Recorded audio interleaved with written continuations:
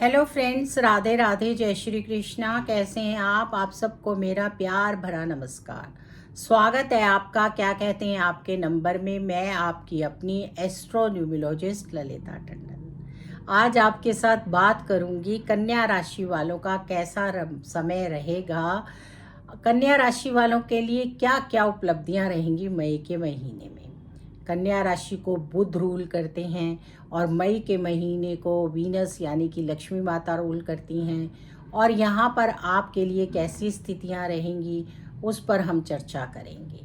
मई का महीना कैसा होने वाला है आप सब जानते हैं। आप लोगों को पता ही होगा कि मई के महीने में बहुत सारे ग्रह जो हैं राशि परिवर्तन करेंगे। खुद बुध भी राशि परिवर्तन करेंगे, अपनी नीच की राशि से मेष राशि में आ जाएंगे।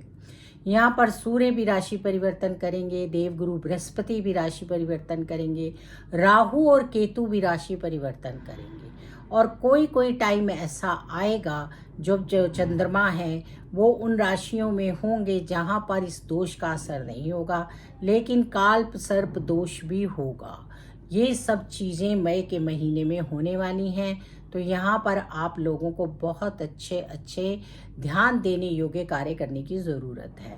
तो चलिए आप लोग सब मेरा YouTube channel astrologer Lalita Tandon like कीजिए, सब्सक्राइब कीजिए, बेल आइकन को ज़रूर दबाइए, हमसे जुड़िए। और हमारी वीडियो को अगर पसंद आए तो कमेंट्स में राधे राधे लिखिए। कन्या राशि वालों का ग्रह गोचर कैसा है पहले मैं आपको बता देती हूँ, क्योंकि जब आपको पता होता है कौन सा प्लैनेट कौन से हाउस में है तो स्थितियाँ आप बहुत अच्छे से समझ लेते हैं।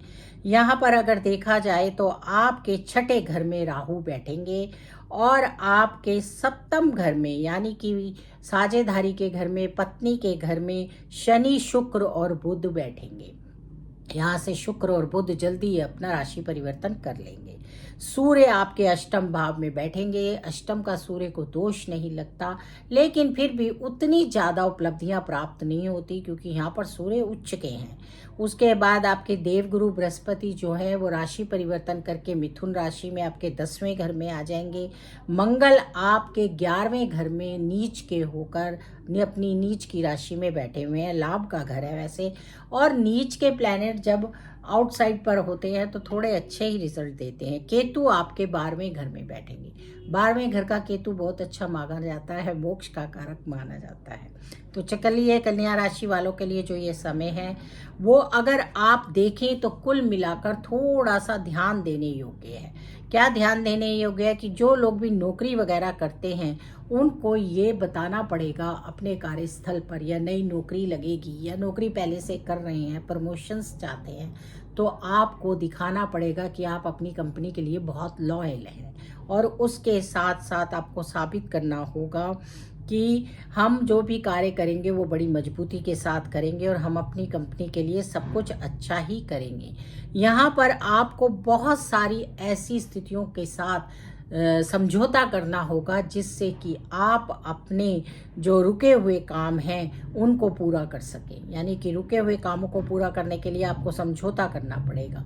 समझौता यानी कि कुछ चीज़ों को आपको मानना पड़ेगा जिन्हें आप मानते नहीं थे।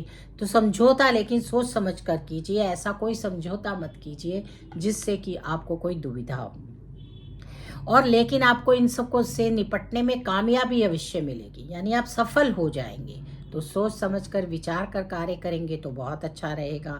और उसके साथ साथ अगर आपको किसी तरह की कोई ऐसी आर्थिक तंगी आ रही थी, यानी धन की कमी आ रही थी, तो आपकी वो तंगी दूर हो जाएगी और उसको दूर करने के आपको रास्ते नज़र आएंगे।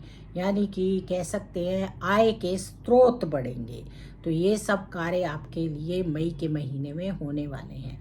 तो जब हमारे आय के स्रोत बढ़ते हैं और जब हमें पता होता है कि कुछ थोड़े बहुत फ्लेक्सिबल होकर हम अपने कामों को पूरा कर सकते हैं, और जब हमें पता होता है कि हमें नौकरी के लिए अपनी पोजीशनिंग अच्छी रखनी है, तो हमें इन सब चीज़ों पर ध्यान देना ही चाहिए।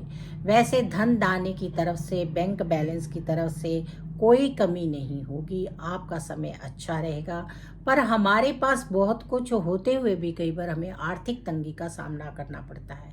आप देखते ही हैं, कई लोग शेयर बाजार में पैसा इन्वेस्ट कर देते हैं, कहीं पर भी पैसा इन्वेस्ट कर देते हैं, और पैसा तो बहुत दिखता है लेकिन हाथ में नहीं होता। तो उस हाथ में पैसे के लिए आपको राहें नज़र आएंगी और आप उसमें सफल होते हुए नज़र आएंगे। यहाँ एक दो छोटे छोटे उपाय कीजिए, उससे आपको बहुत लाभ मिलेगा मई के महीने में। एक तो आप बुधवार को गणपति भगवान पर धुरभा चढ़ाइए, और उसके साथ साथ माता लक्ष्मी को शुक्रवार के दिन पिस्ता खिलाइए या पिस्ते की खीर बना कर खिलाइए।